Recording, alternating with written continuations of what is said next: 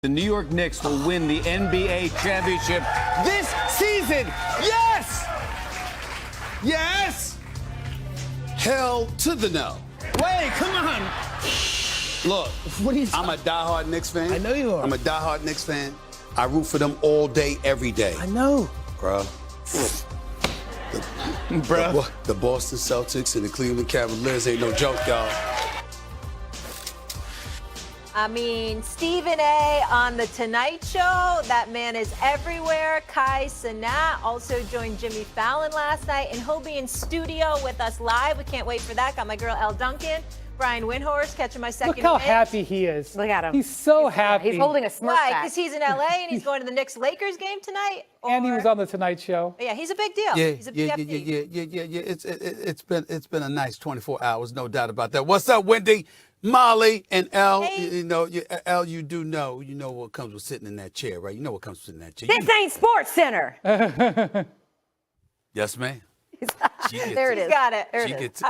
All right, let's get it, guys. A big night in the association. Let's break it all down. In Boston's win, Derek White and Peyton Pritchard became the first duo in NBA history to hit 19 threes and the first pair of Celtics teammates to score 40-plus points in the same game. In Cleveland, Donovan Mitchell's 26 points and Darius Garland's 10 assists led the Cavs past the Heat for their 12th straight win, making them the first team to clinch a playoff spot this season, their first since 2009-2010. In Memphis, SGA torched the Grizzlies for 41 points, his NBA leading 10th 40-point game of the season as OKC moved to 40 games over 500, inching closer to clinching a playoff berth. And lastly, in Inglewood, James Harden turned back the clock, dropping a season-high 50 points, and the Clippers win his first 50-piece with the team and marked his 24th career 50-point game, the fourth most in NBA history. Stephen A., we are officially in the second half of the NBA season, and you know what that means. Playoffs around the corner. What was the biggest headline last night in the association? To me, honestly speaking, certainly not trying to deny the love that James Harden deserves, because you know what, he turned back the clock a little bit and reminded everybody just who the hell he is and what an offensive force he could be on any given night. No doubt about that. But I'm going to go as the answer to this question with Pritchard and White for Boston doing what they did. That's where I'm coming from, the combining for 84 points, and it went both of them dropping over 40. I can't say enough about this kid Pritchard. I mean, a role player essentially that's really turned himself into a phenomenal sniper. The brother can shoot from three. We know that's what he does. Hard-nosed, plays defense. You know, you just can't say enough about him. He came up the right way, and they support him. And Derek White is just, I mean, this is a guy that, you know, he helped them win the championship because the brother defends, plus he can score. He's a threat. But here's what I also look at when I think about these two. They epitomize what Boston is all about. Boston, only team in the NBA with 4 players shooting 39% or better from three-point range. This is the Boston Celtics that we're talking about here. They launch about 48 threes a game. They make nearly 18 threes a game. This is how they beat you. So it's one of the ways anyway. And so I look at it from that standpoint, and we think about Jaylen Brown, and we think about Jason Tatum, and of course Porzingis. Excuse me, Drew Holiday can hit some threes. Derek White clearly can hit some threes. We know Pritchard can hit some threes. They will beat you up from the outside, and they answer the call defensively when it's time as well. So that's what I walked away with from this last night. Pritchard and White combining for 84 points. That's my answer to this question.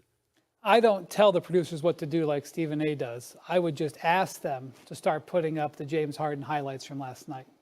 Because while everything Stephen A. said is true, and the Celtics having those guys down their bench is really going to be potentially one of the stories of the postseason, the display that James Harden put on in this game, I just want to set the scene here for a second. You got to understand, the Clippers had lost 6 out of 7 games. They came out east, and they struggled on the East Coast road trip. Norm Powell, who's been a vitally important player for them, came back from one injury, got re-injured the same night, had to go back out. They come back home to LA. They got to play 2 games, and they run into a buzzsaw Lakers team that they put up a couple of good games against and just couldn't handle. They slipped from 6th in the standings down to 9th. They're on a second night of a back-to-back. Okay, so they're in a situation where they need some help. And James Harden delivers an absolutely vintage performance in this game. 50 points. He's got the ISO working. He's got the flop, drawing foul game working, with all due respect.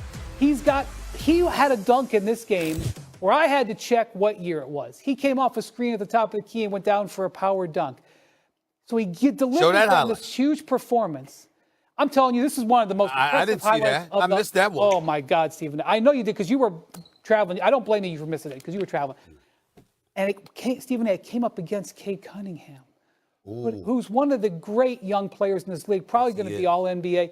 Cade Cunningham goes for 37, 7, and 10 in this game. The Pistons had won like 10 of 11. The Pistons come in here. This was one of these games where, you know, it's late on the West Coast in the middle of the week. I get it. I get you. Maybe a lot of people missed it. This is one of the reasons why the NBA is underrated, because you can have a game like this pop up where you got James Harden and Cade going back at each other, and the Pistons were pissed off because Harden got to the line more than they did as a team.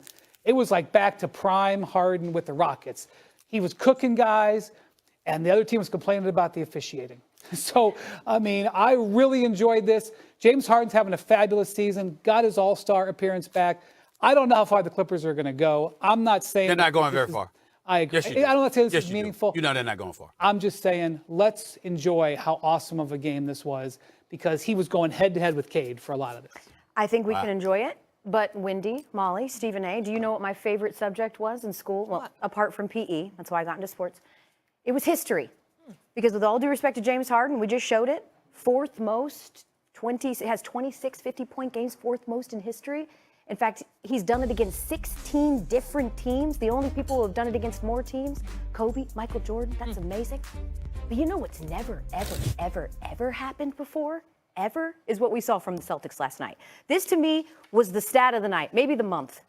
The Celtics have played 65% of their all-time games with at least 2 Hall of Famers on their roster. An amazing stat. I agree. And they've never, ever had 2 players both score 40 points in a game. One of those players coming off the bench. No team had ever had a pair of teammates hit 9 threes in the same game. Not the Splash Brothers, not Paul Pierce and Ray Allen. And more impressive, they had 1 turnover between the 2 of them.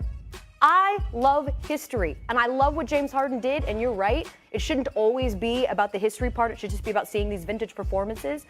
But how can you not say that what we saw from the Celtics, for the very least last night, was the most incredible thing that we had seen? Well, that was remarkable.